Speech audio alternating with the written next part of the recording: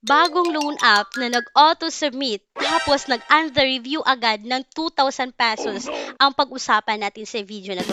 Mga kautang, bago to ha, bagong pangalan to na nakita ko sa Google Play Store, pero meron agad siyang 4.7 star and 3K reviews. Alam nyo, nag-apply ako nito kahapon lang. I think kahapon lang mga kautang. Tapos, ang nangyari dito sa loan application na to is nag-auto-submit at walang transparency. Hayaan niyo muna ako na i-share yung buong details about this loan application.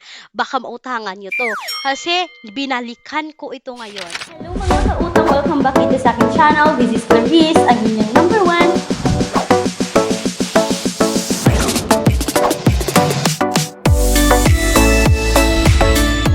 Nako, wala na siya sa Google Play Store mga kautang. Binalikan ko kasi, nung ako ay nag-apply dito kahapon, is puro positive yung nagbigay ng comments. Ang taas ng ratings ng loan application na to. Binalikan ko siya ngayon kasi ititaping ko na bago ko siya gustong gawa ng video, bago ko i-vlog sa inyo, ay gusto kong tingnan kung may bagong nagbigay ng comments para naman ma-share ko sa inyo. But sad to say, nag-research ako ng cash twig ay wala na siya. But mga kautang ha, beware of this loan application. Hayaan nyo muna ako, i-share ko muna sa inyo. Baka may nabudol dito, baka may na-approve dito this time. Nung ako ay nag-apply dito sa loan application na to, is bumungad agad itong 60,000 na credit limit. Alam naman natin na hindi yan talaga, no? Kasi pagsisimula sa small amount. And kahit sa anumang loan application tayo mag-apply, kailangan natin ilagay yung personal details natin dito. So, unang-una pa lang mga kautang, mamili ka na ng valid ID sa loan app na to. Pwede voters, pag-ibig, health card, GSIS, pwede nga OFW, TIN, UMID, passport, driver's license, SSS, PERSI, postal ID, and national ID. So, halos lahat ng valid ID dito is tinatanggap na loan application na to at nag-apply ako dito mga kautang, no? Pagkatapos kong naglagay ng basic information, employment information, is dumiretso siya dito sa e-wallet. And then, mga kautang, authentication successful na agad dito kay Cash Twig. And then, nag-proceed agad siya, the credit limit has been activated. So, nag-click ako dito ng confirm and parang familiar na tong loan app na to, no? Kasi may nasubukan ako, ewan ko kanong name, ganito talaga yung process. I think ito yun.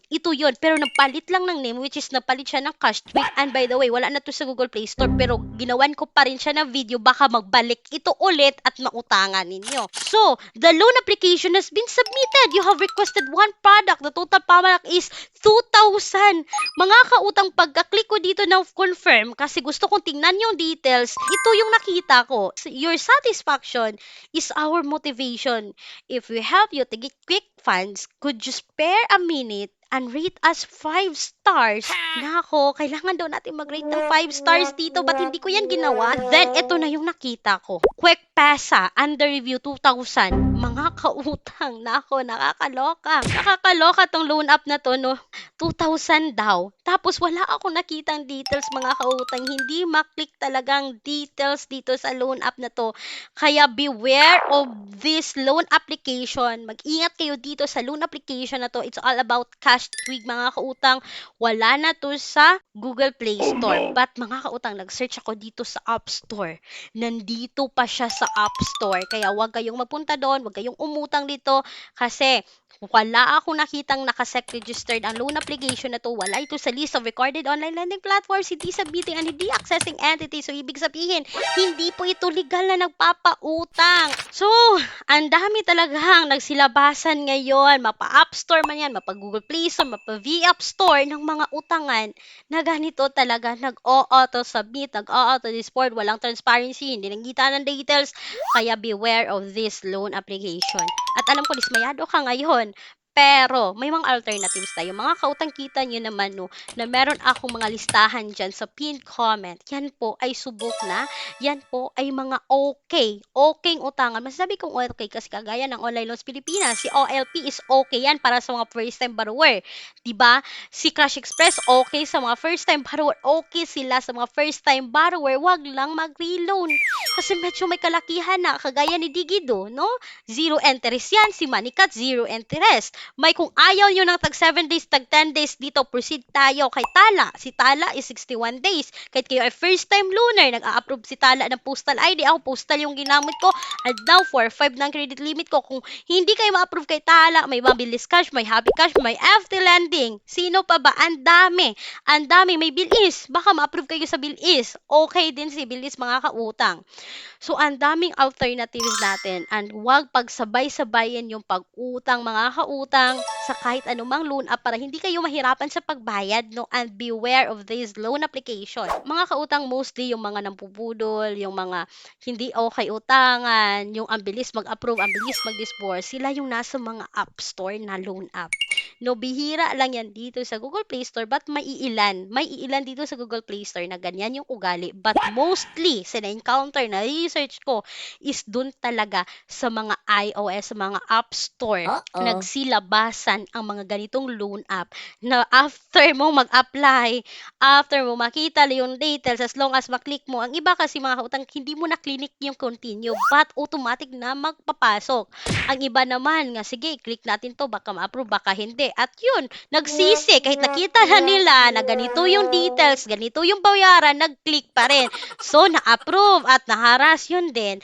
Mga kautang, isa lang din masasabi ko, pag once kita na natin lahat ng details, kagaya dito ha, kay OLP, ang daming nagsasabing, hindi okay si OLP, hindi okay, ganito, ganyan. Kasi ang laki ng interest, sa second loan. Mga kautang, kita lahat ng details. So, that's for you to decide if i-go nyo or hindi. Dito kasi sa mga utangan online, tayo talaga yung manghawak ng decision kasi tayo yung umuutang. Cellphone natin, phone natin, valid ID natin, account natin yung ginagamit natin para tayo ay makapag-utang. So, be a responsible borrower. Isip muna bago mag-click. So, mga kautang, once again, sinasabi ko, nagpapautang pa rin ang bangko ng minimum 20,000, maximum of 2 million pesos, and please take note, all applications submitted is subject for bank approval. Kaya mag-email na sa akin, clarissa@gmail.com, Viber me, makita po yung Viber number sa screen. Sana nakatulong tong quick, honest review ko about dito kay Cash Twig na hindi recommended at nawala bigla sa Google Play Store. Once again, this is Clarice, ang inyong number 1 palautang dahil utang is life. Bye bye bye mga kautang!